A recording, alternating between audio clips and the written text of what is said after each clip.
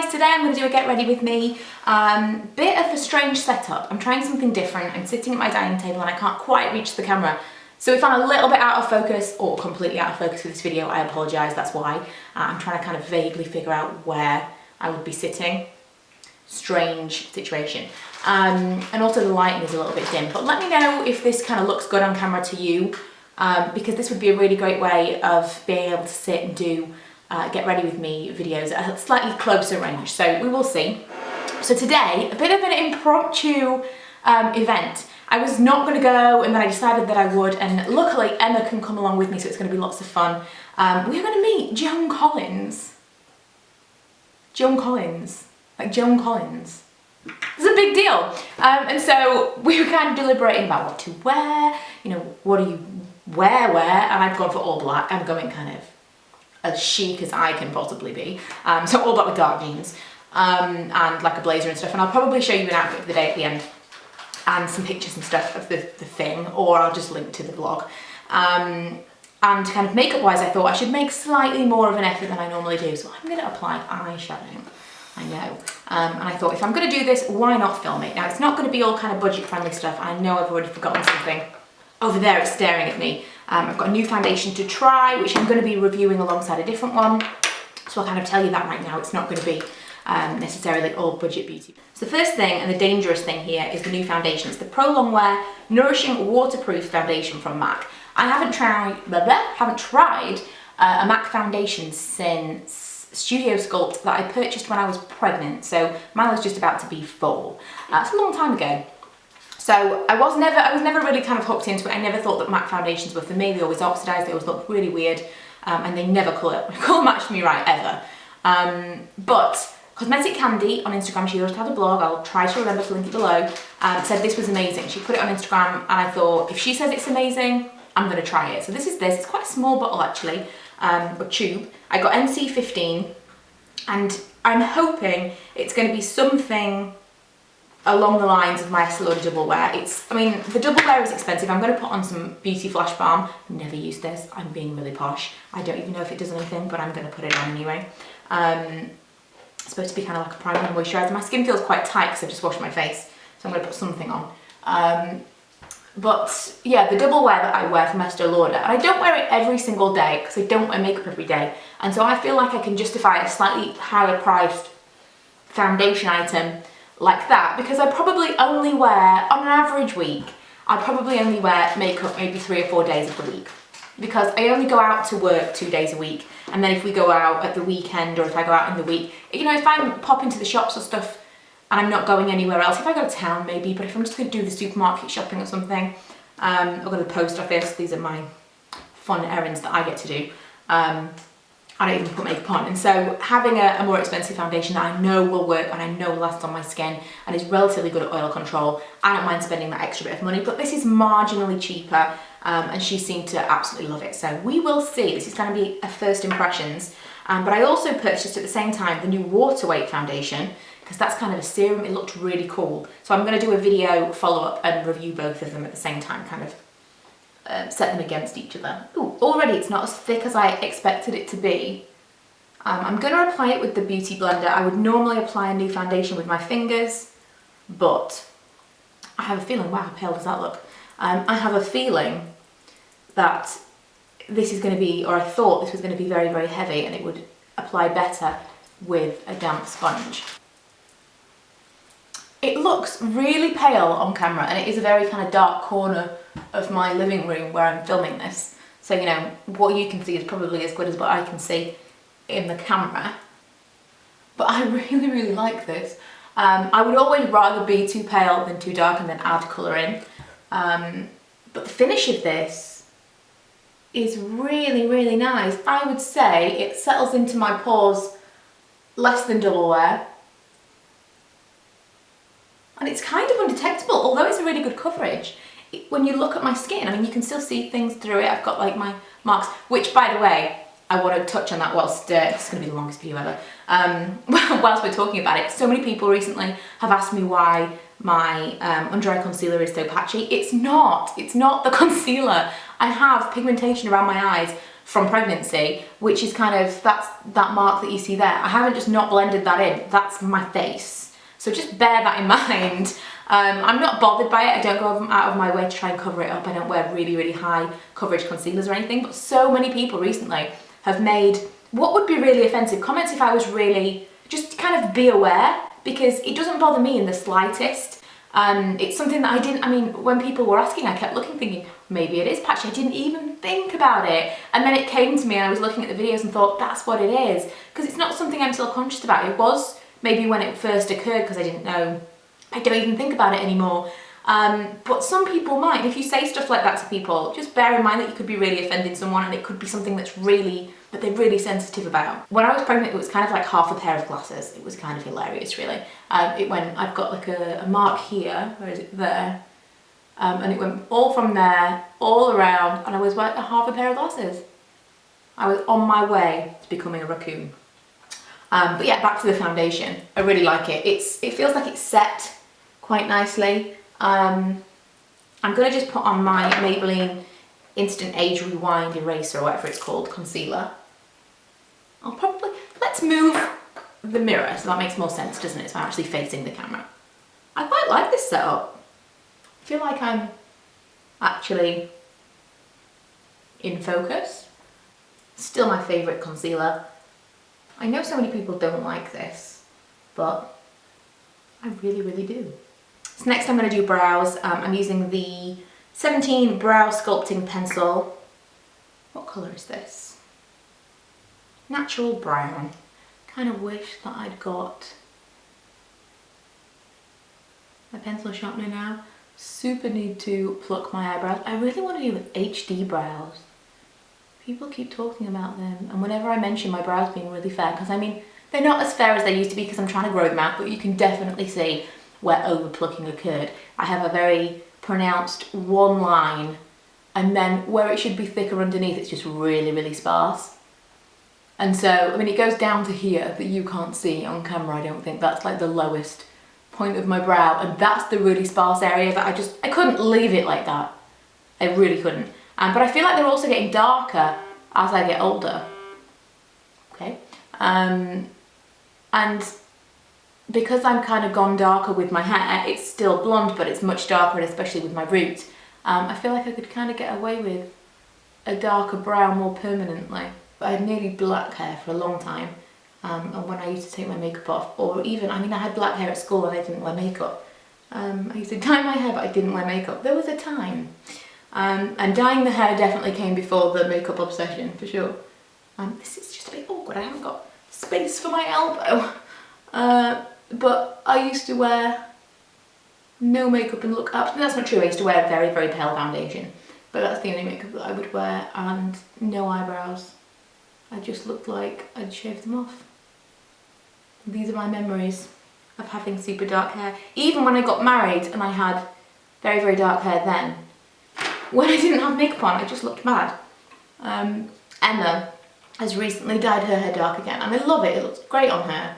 I do like her blonde, but I do think she looks great with very dark hair as well. She's dyed her hair dark, and Laura from, I think her channel is called Laura's Eye View now. She's been like pestering me to go back blonde for a really long time, and I just, not blonde, back to kind of brunette for a long time. I just don't think it suits me as much. There's some middle ground that's closer to my natural colour, I think, that I will settle on eventually. Okay, I haven't brought down a powder, which is unusual, but let's go with it, because this is quite a nice finish for someone who likes a matte. Well, no, I don't like matte, I just don't like to be shiny, so we'll go with that. I've brought down my Hourglass palette. Recently I've spoken a lot about the Makeup Revolution dupe of this. I haven't used this in weeks and weeks. I've been using the Makeup Revolution one. I really, really love that one.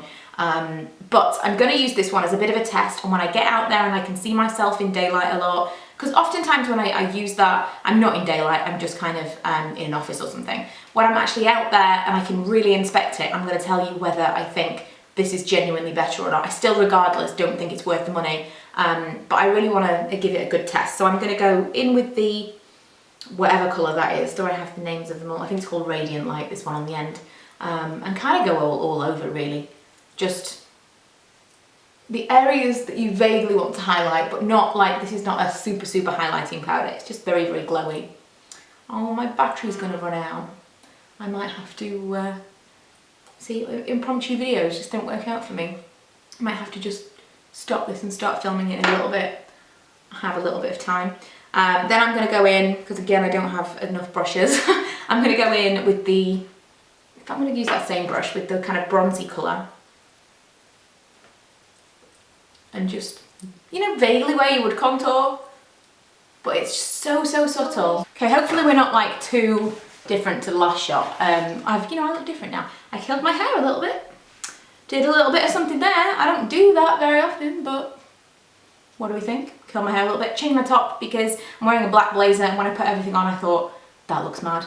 So I changed it to a grey t-shirt, but otherwise, let's continue. I feel like as soon as I sat down after putting my camera battery on charge, I don't think that I mentioned the brow gel that I use, and it's the tinted brow gel from NYX in Blonde. And this is not because I feel like I need a brow gel, although when I use a pencil, I just feel like it kind of makes it look slightly more natural when you brush it through with a gel. But that particular brow pencil that I use is particularly dark, and this is lighter, and when I use the two, it gives more of a like dimension, so it looks like a bit more of a natural, rather than needing one block colour, a bit of difference. So I really quite like that. So I think where we left off was me sneezing apparently. Where we left off was me using a little bit of the bronze colour in this one, just around my cheeks.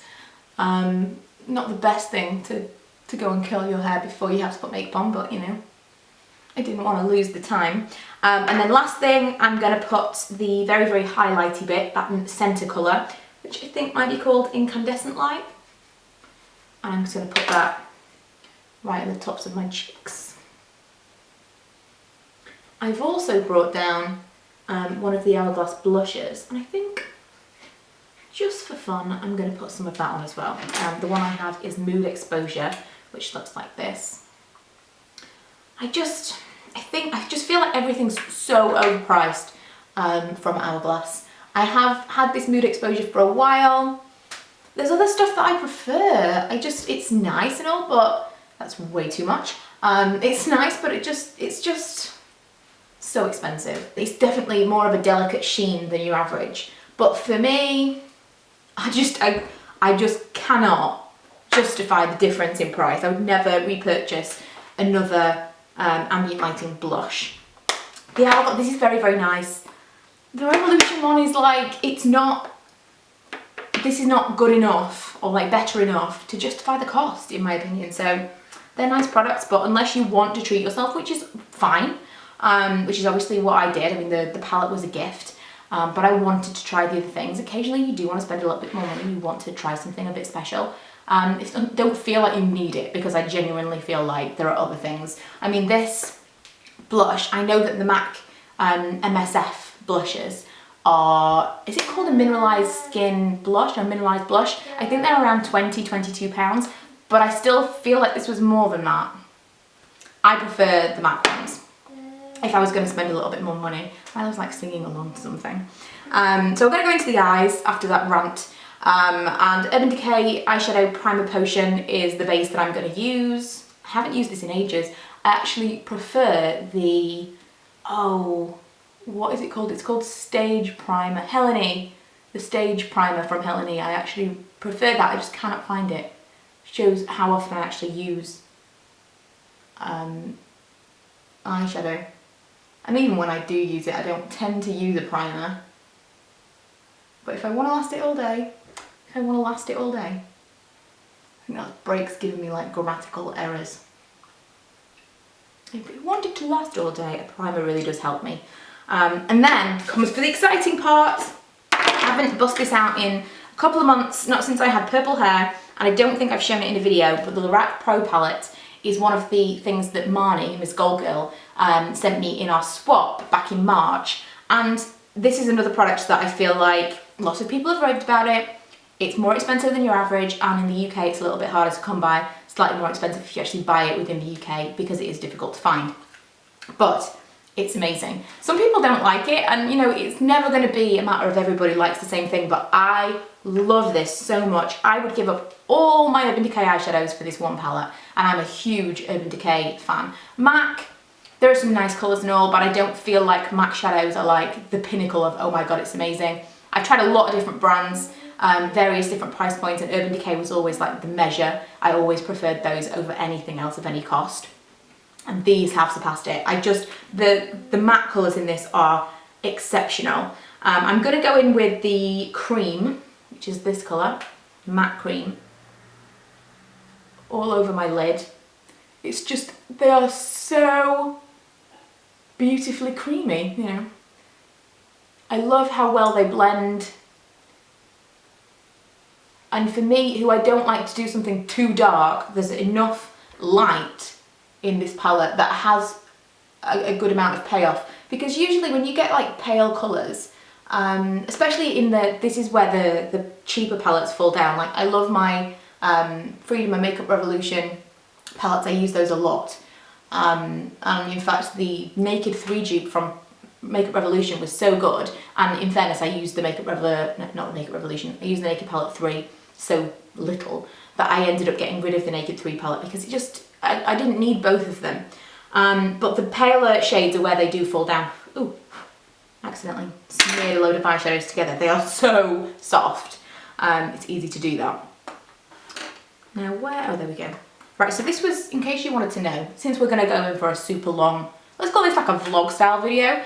This is the Sedona Lace 941. It's just like a flat, it's thin on one end, flat and large. I like to lay down a lot of colour with that. Then I'm going to use this, I don't pick this out a lot, but I was looking for something specific and I couldn't find it.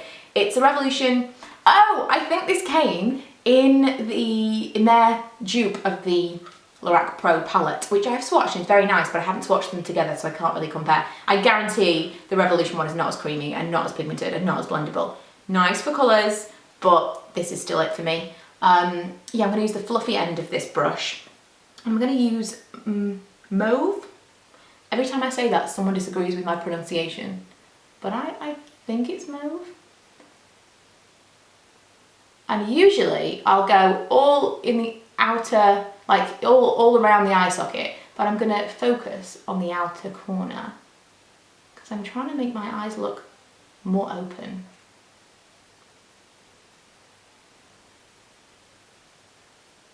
This might be the bit where I actually start editing.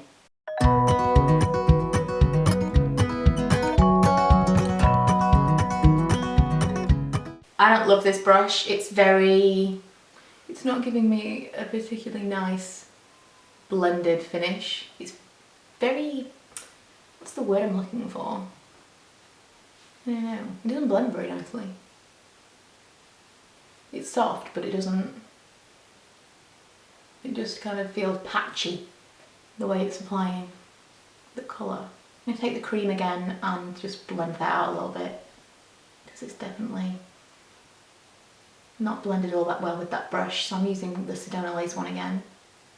I feel like I say this every time I film like a tutorial, I get ready with me with eyeshadow, but the thing I really struggle with eyeshadow is that one of my brows is lower than the other, and so I try to make it even. It's never going to be even. Naturally, it's never going to be even. Because this eye, like when I look dead on, I look insane right now, and my brows look completely uneven. This one needs a bit more here. But when I look dead on, this brow is lower. Driving me mad. Also, I'm not sure how it's happened, but I have a glitter on my forehead right now. Yeah. I feel like I went really far away when I came back, so hopefully this has got back into the zoom that we were originally at. So, I'm going to go back in with this funky brush from Makeup Revolution and use the deep purple, which I believe is a shimmer, just to deepen that outer crease a little bit. I'm probably going to end up going over it all with the cream again, because that is like the non-skilled person's blending, is just to like cover it all up with a paler colour. I'd like to call it a transitional colour and be really swanky pants, but it's really because I don't know what I'm doing and I can't do it even if I do. Colour is really like, it's very, very dark. It's almost black. very, very deep purple. I'm actually going to go over it with the mauve, or mauve, to soften it a little bit. The eye I don't film always goes better than the eye that I do film. But I don't even know why I bother, because when I look at you, it all kind of disappears. But it's fun to play. Now I'm going to put a little bit of the It Pink, which is the matte pink colour here, very, very pale pink. I'm going to use that kind of a little bit in the inner corners. I used to really love, there was, I think where I went wrong with this was I seemed to remember using this combination of colours before when I had the kind of purpley lavendery hair. And I went in with that very, very, very deep purple, when in actual fact I think I used to use pewter, which is considerably, I mean this is practically black when you apply it, so I think that's probably where I went completely insane. That and with the glitter on my forehead, which I still don't know where that came from. But it's a little bit smoky, definitely darker than I would usually wear, but like you say, bit of fun. I have these funky brushes to try from Real Techniques, which is, it's like a whole line of like liner brushes, and this is a smudgy one. I'm going to go in with that pewter shade, which is kind of like a bronze, and I'm going to go underneath.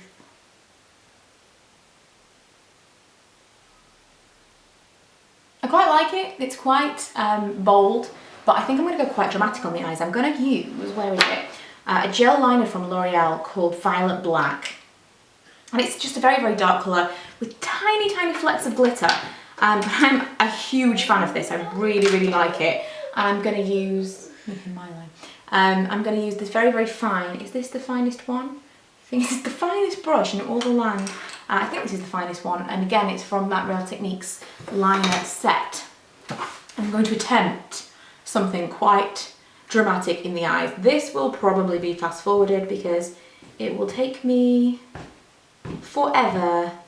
And then the chances are, I always do something like this when I've got no time for about half an hour and have to redo all of my makeup. So this will be fun to see. This will be like a fun fail video if that happens, but let's see what happens. You can't be everybody's cup of tea. Some like the bitter, some the sweet. That worked out really well. Whether I can replicate it on the other eye remains to be seen, but it's pretty even. I really, really love this stuff. I tried the Illamasqua one because Laura from Laura's Eye View, did I already mention that in that video? I don't know.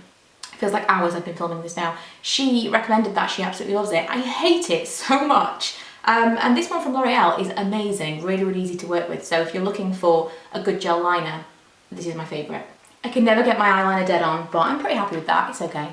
The mascara I'm going to use is the Maybelline Lash Sensational Lash Multiplying Mascara. Love this mascara so much, I've spoken so much about it. This liner is so wonky. When I look down on it, it's not as bad, but whoa, wonky. This mascara is amazing. I've been using the Revlon, is it called the Colour Stay 3D something or other? This one, 3D Volume. And I do really like that, but I need to get another tube. Because although it's nice that it's dried out, it works quite nicely. And this one's getting quite dry now as well. They tend to work a little bit better, the mascaras that I prefer.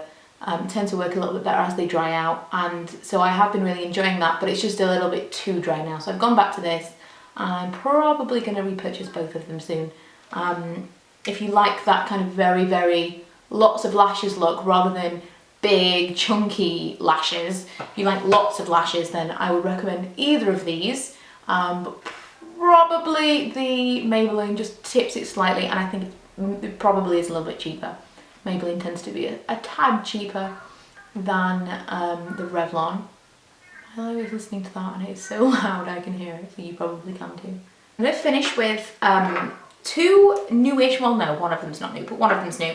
One newish product, which is the MAC Soar, no it's not, it's MAC Whirl lip liner. I've never had a MAC lip liner before. I really like it, it's a very, very nice consistency. And I bought this at the same time as the Whirl lipstick. Whirl lipstick is much, much darker than I anticipated because it was brand new, it was difficult to find swatches online, and it is darker than the lip liner. So if you like the lip liner, you wanted something exactly to match.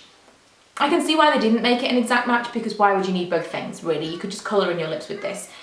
without a problem. But yeah, I'm using this today in a different way. I'm going to use it with Faux on top. Faux is a much paler shade, and I'm hoping that we'll kind of balance each other out. Usually I would use my Rimmel is it called an East End Snob? Really like that, but it just keeps crumbling and eventually it's falling apart. I need to buy another one and never drop it and make sure that it doesn't break, because it constantly falls off, and it's a bit of a false economy buying one that's cheaper if it's going to do that. So much as I prefer the twist up ones because they're easier to use, the ones that are actually pencil that you sharpen are probably better long term. But anyway, get on with the lips. Nobody's everybody's favorite, so you might as well just make it how you please. That looks super dramatic. It would work, but it's a daytime, you know. It's like 11:45. I'm going out in the world and I feel like this is a nighttime look, especially with the eyes. So I wanted to go something a bit paler, but I really wanted to try that lip liner with something different. So I feel like I'm going to get some use out of it. Faux is probably my all-time favourite matte lipstick.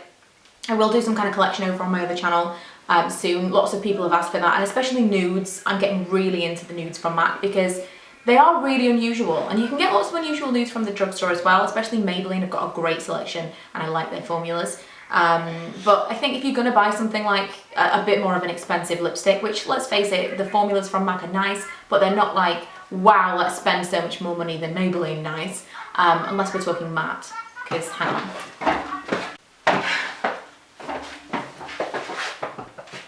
So that's super bold. I could wear this, but it's quite early in the day still, so I wanted to pare it down a little bit, bring it down with a paler colour. Faux is probably my all-time favourite matte lipstick. I like the pinks and stuff, but there are a lot of shades that you can dupe elsewhere. It's probably the nudes for me, the massive array of nudes, which just sounds wrong, but the massive array of nude shades for you to choose from that makes it a little bit more worthwhile purchasing something from MAC over purchasing it from like Maybelline or something, whose formulas I also really enjoy. It's kind of the colour selection. If you're going to spend a little bit more money, unless, like I say earlier on in the video, you just want to treat yourself, if you feel like you want to get your money's worth, then pick something that's really unusual that you don't feel like you can get elsewhere. And Faux is one of those colours for me. I found ones that are similar, but nothing that's quite as nice, nothing that's quite the same, and it's just my favourite. 'Cause you can't be everybody's cup of tea. Why would you want to be? I really like that combination. It makes, that definitely pales down the lip liner a little bit, but Faux in itself is one of the most polished looking lipsticks on me, I find. It just looks, it's very 90s nude, you know. I know that's an overused term, but it is. That's what I like it for. It just, I don't know, it finishes it for me. So that's it. That is the whole look. I have, you know, I've zhuzhed up a little bit for Joan. I'm feeling fancy. I hope you've enjoyed this uber long get ready with me. I know that not everyone likes long videos. I hope that I've managed to put in the title something enough, and you can see from the amount of time that this video is whether you want to watch it or not. But I prefer this kind of video. I like sitting down and just chatting to you as I do my makeup, and like mini reviews as we go along. Do I like it? Do I not like it? Have I tried it before? Is it my first impressions? What are my first impressions? So far, by the way, I'm like obsessed with this foundation. It's so nice. But I will do a review on the two coming up. And yeah, I hope you enjoyed this video, and I will see you guys next time. I just remembered, I did say I was going to show you my outfit. It's going to be tough because I can't do like an autofocus situation, but if you head over to my vlog, which will already be up, I will get Emma to film an outfit in that video, and you can see the pictures and stuff from the day and whatever vlog footage I managed to get in London and of the event. So yeah, head over there and watch that video, and I will see you guys later. Bye!